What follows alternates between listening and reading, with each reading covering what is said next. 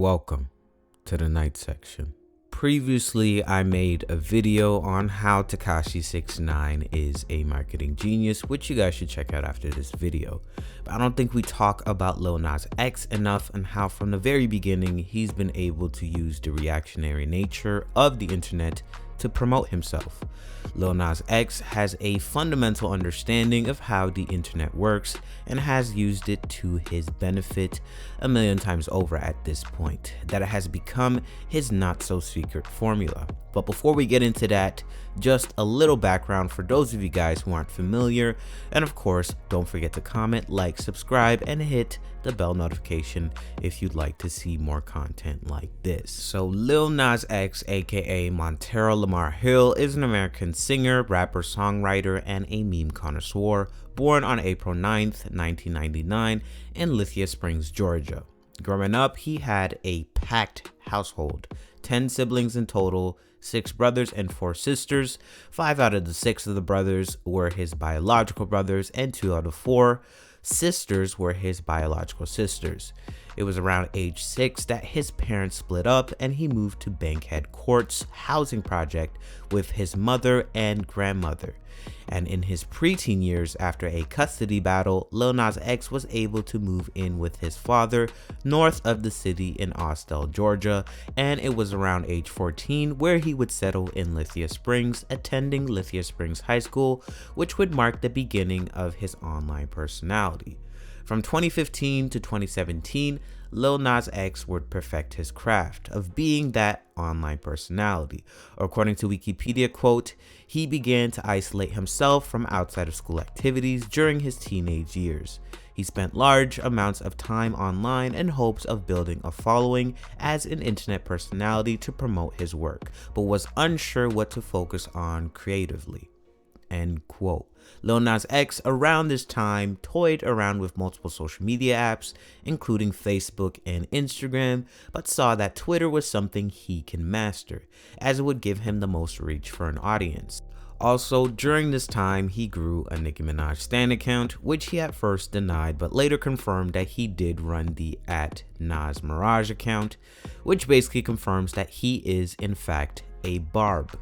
And with that hands-on experience, he'd be able to now promote the future work that would change his life forever with the song Old Town Road. And just to give you guys some stats of how big of a deal this song was and still is, especially after Billy Ray Cyrus made an appearance, according to Billboard, Old Town Road, quote, has become the highest certified song ever by the Recording Industry Association of America, reaching 14 times platinum status in the US, accumulating 14 million in equivalent song units, end quote.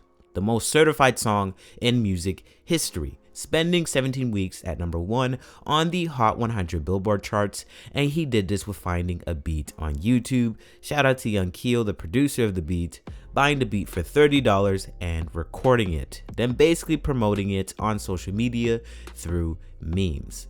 What made you decide to do both country and hip hop? Like, is that your thought process in the beginning? It honestly wasn't. It just happened, kind of. I mean, I definitely did want to add like a goofy factor because I knew the way I was going to push the song, right? Like through memes and stuff. So, of course, that's going to catch more ears regardless because it's not just rap. It's not just country either. So it's like, you knew what you were doing. Yeah, I mean, I'm not stupid. You know what I mean?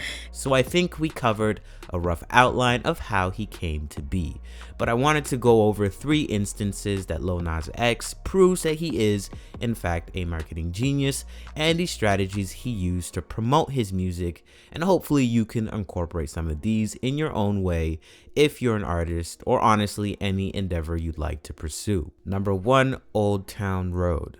As I briefly mentioned before, with Old Town Road, the strategy that he used to promote the song was with memes.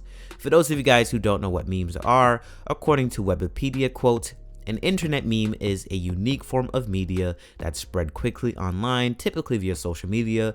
Memes are interesting or amusing pictures, videos, or GIFs that frequently evolve. It represents a common idea or feeling, usually humor, that relates to culture or subculture.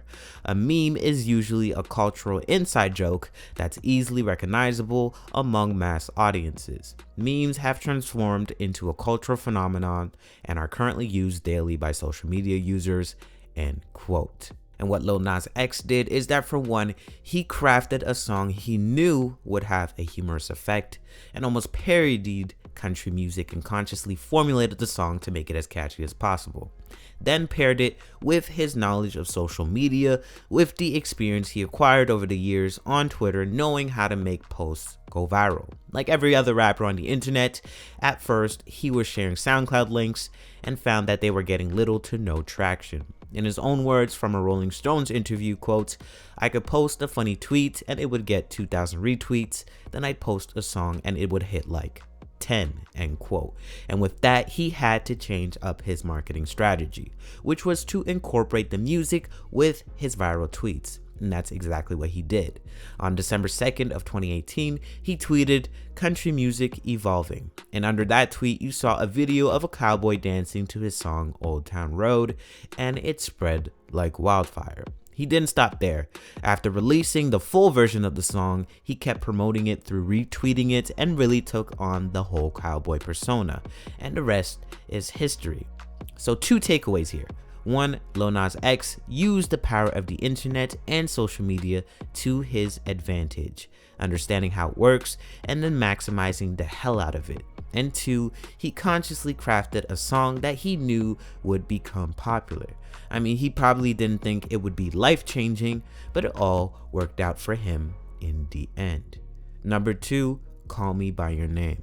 Now, for this song and music video, if it's not obvious why this was such a genius marketing move, then you have a lot to learn. First off, Lil Nas X knew very well the reaction he was going to get, especially from the more conservative and religious communities. He absolutely knew that they were going to have a fit. The outrage that happened, sorry to tell you guys, it was all part of the plan. Need I remind you, Lil Nas X understands very well how to make things go viral. But what's unique about Lil Nas X's marketing in this regard is that it comes from a real place. But what he's doing is pushing the envelope.